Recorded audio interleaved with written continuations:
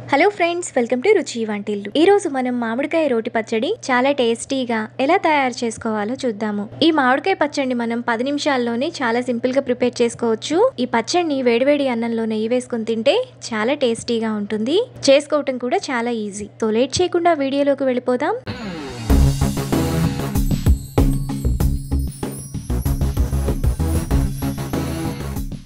ముందుగా మామిడికాయ రోటి పచ్చడి చేసుకోవడానికి 2 మీడియం సైజ్ పుల్లటి మామిడికాయలను 3-4 సార్లు బాగా కడిగి తుడిచి వాటిని ఇలా ముక్కలుగా కట్ చేసుకొని రోట్లో వేసుకొని నూరుకోవాలి. ఈ విధంగా చిన్న చిన్న ముక్కలుగా కట్ చేసుకుంటే మనకి నూరుకోవడానికి ఈజీగా ఉంటుంది. మామిడికాయను మరీ మెత్తగా దంచుకోకూడదు, కొంచెం కచ్చాపచ్చాగా దంచుకుంటేనే బాగుంటుంది. మామిడికాయను ఈ విధంగా కచ్చాపచ్చాగా నూరిన తర్వాత అందులో టేస్ట్కి తగినంత ఉప్పు, 3 టేబుల్ స్పూన్ల కారం, 1/2 టీ స్పూన్ మెంతి పొడి వేసుకొని కారం, మెంతి పొడి, ఉప్పు కలిసేలా బాగా నూరుకోవాలి. మామిడికాయ పుల్లగా ఉంటుంది కాబట్టి కారం కొంచెం ఎక్కువగానే పడుతుంది. కారం ఎక్కువగా అనిపిస్తే మీరు తినే దానిని బట్టి వేసుకోవచ్చు. పచ్చడిని ఇలా నూరుకున్న తర్వాత అందులో 6 వెల్లుల్లి రెబ్బలు వేసుకొని నూరుకోవాలి.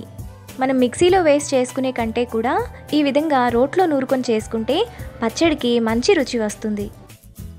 మామిడికాయ పచ్చడిని ఈ విధంగా నూరుకోవాలి.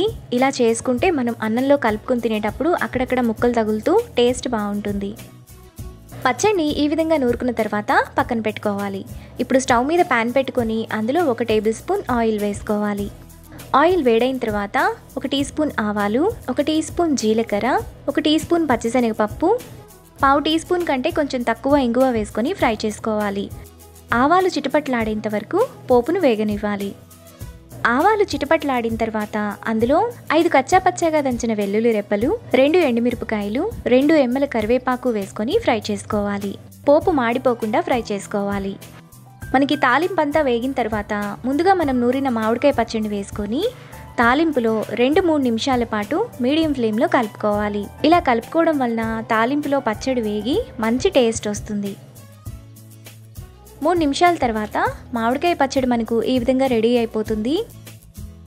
ఇప్పుడు ఈ పచ్చడిని వేడివేడి అన్నంలో నెయ్యి వేసుకొని తింటే చాలా బాగుంటుంది. అంతే, ఎంతో టేస్టీగా సింపుల్గా చేసుకునే మామిడికాయ రోటి పచ్చడి రెడీ. ఈ పచ్చడి మనకు 4-5 రోజుల పాటు ఫ్రెష్గా ఉంటుంది. ఈ వీడియో కనుక మీకు నచ్చినట్లయితే లైక్ చేసి, షేర్ చేసి, సబ్స్క్రైబ్ చేయండి.